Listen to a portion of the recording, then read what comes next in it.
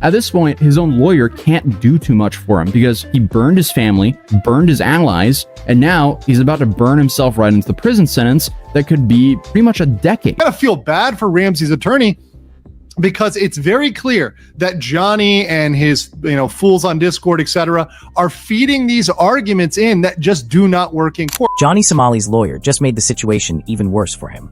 That's right. His own defense attorney has now dropped some shocking news that not only stunned Johnny, but also left everyone else speechless. At this point, Johnny Somali doesn't even know if he'll have any real defense at his next trial. And without a lawyer to back him up, deportation is no longer even on the table. That dream is gone. Instead, what's left is a nightmare. Johnny Somali is ruined. From the start, his lawyer was under massive pressure. Not just from Johnny himself, but also from Hank Yu and his circle of online supporters. But let's be honest. When the evidence is this sharp and this clear, what can a defense lawyer really do? At some point, there's nothing left to fight with. And that's exactly where Johnny Somali's lawyer has ended up, backed into a corner with no weapons left. Even legal commentators have been pointing this out. Legal Mindset said it bluntly. Johnny Somali is trying to force arguments that don't even make sense in the Korean legal system. I gotta feel bad for Ramsey's attorney, because it's very clear that Johnny and his, fools on Discord, etc., are feeding these arguments in that just do not work in court. They're not Korean lawyers. They don't know Korean law. Johnny's not a Korean lawyer, but he's trying to force these arguments that just don't work in the Korean system. And it led to a lot of losses today, loss after loss after loss. There was not a single win, even procedurally, even small victories for the Somali team. And here's where it gets worse. Johnny Somali's own family has refused to step in and help him. Recently, he was seen furious, practically begging his parents to support him with legal fees and resources. But they want nothing to do with it. And honestly, can you blame them? They've watched their son throw away his future, tarnish their family name, and disrespect them publicly while chasing cheap internet clout. Now that the government itself is against him, what could they even do? I think I would take the approach of my parents, like, you're f***ing up and I can't help you. Like, when foreign governments are, this is the third or fourth foreign government that has my child in a lockup and he's on the national news of the country, and has a mob of pitchforks and torches after him. I'm like, what can I do? There's only so much you can do for a kid. I really don't know what I would say, to be honest. At some point, even the most supportive parent has to throw their hands up and say, you're on your own. And that's exactly what's happened here. I honestly feel bad for his parents. They didn't want this life for him. They never asked for him to do reckless IRL streams or to pick fights with entire nations for attention. I don't know, I feel like Johnny Somali is more not just of like me or the character I created. It's like this whole cycle of entertainment. It's like it really does feel like a demon takes over. This was all Johnny's choice. But now, because of his actions, even they are facing backlash from strangers online. And let's not forget, when Johnny Somali was at his peak, he cursed his parents, mocked them, and distanced himself. Now that he's in real trouble, suddenly he wants their help. That's not how it works. And we've seen signs of this reckless streak since his childhood. Johnny himself admitted that his father once told him, as a little boy, that he was selfish and callous. Even my own family has called me very selfish, my entire life. My father, I remember my father when I was like 6 years old, 7 years old, 6, 7 years old. My own father was like, Ramsey, you are a very callous individual. And that's like what, like, I'm 24 now, so that's almost like what, 18, 17 years ago? That's something that stuck with me. I remember that my whole life. My 6, 7 years old, my dad's like, you're very callous. Like, I don't know why. So it's been like this since I was very young. That stuck with him his entire life, and unfortunately, it turned out to be true. From the start, his parents saw the danger in his behavior. You could argue they failed to stop it, but at the end of the day, the responsibility is on Johnny.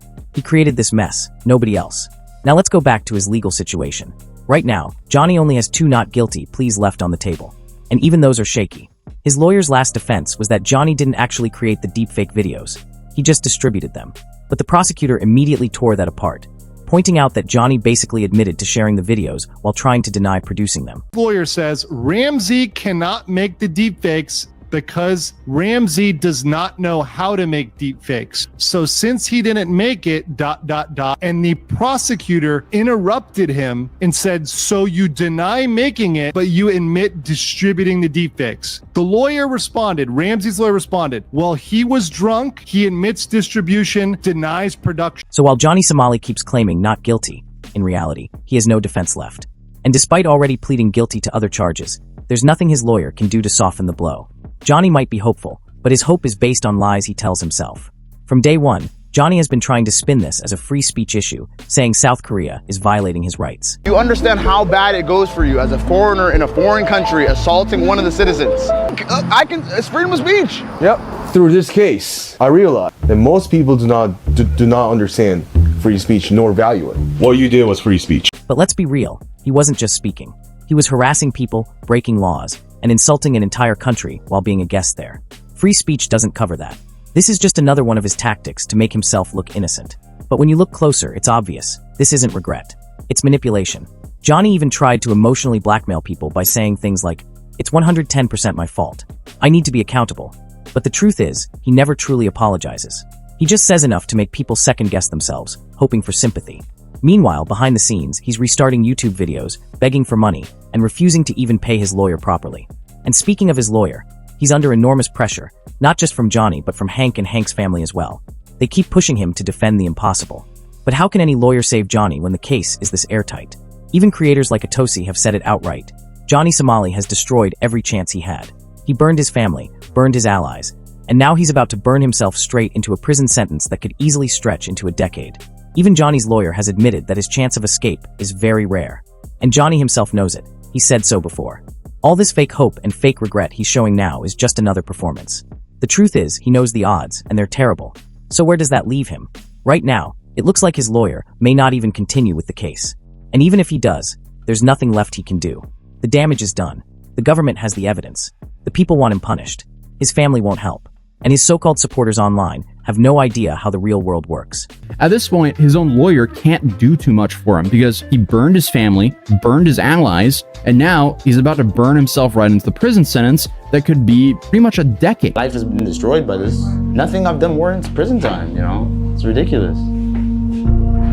It's a fine at most. Come on, like, let's be honest. That's what I've heard from multiple legal professionals. At this point, Johnny Somali's story isn't about escaping or rebuilding. It's about facing the consequences he spent years running from. He wanted fame. He got it. But it came with a price he can't pay. So what do you guys think? Is there any chance Johnny Somali can escape this situation?